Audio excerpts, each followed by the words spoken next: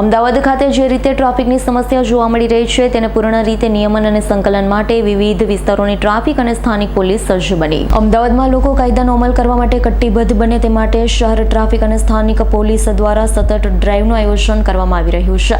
અમદાવાદના વાડજ વિસ્તારમાં લોકો દ્વારા રોડ પર બેફામ વાહન પાર્કિંગને લઈ ટ્રાફિક પીઆઈ એમ ઠાકોરના માર્ગદર્શન હેઠળ બી ડિવિઝન અખબાર નગર પોલીસ દ્વારા ટ્રાફિક ડ્રાઈવનું આયોજન કરાયું હતું, જેમાં બીટના ઇન્ચાર્જ જીતેન્દ્રભાઈ સહિત પોલીસ કાફલા દ્વારા ફૂટ પેટ્રોલિંગ દ્વારા અડચણરૂપ પડે વાહનોના ફોટા પડી મેમો અને દંડ ફટકારવામાં આવ્યો છે. તો બીજી તરફ માધવપુર પોલીસ દ્વારા નમસ્તે સર્કલ પાસે પીઆઈ પી.કે. ગોહિલના માર્ગદર્શન હેઠળ પોલીસ દ્વારા નંબર પ્લેટ વગરના વાહન, હેલ્મેટ વગરના ચાલકો અને ફોર વ્હીલની ગાડીનો કાળો કાચ ચેકિંગને લઈ સઘન કોમ્બિંગ નાઇટ અને ડ્રાઈવનું આયોજન કરવામાં આવ્યું છે.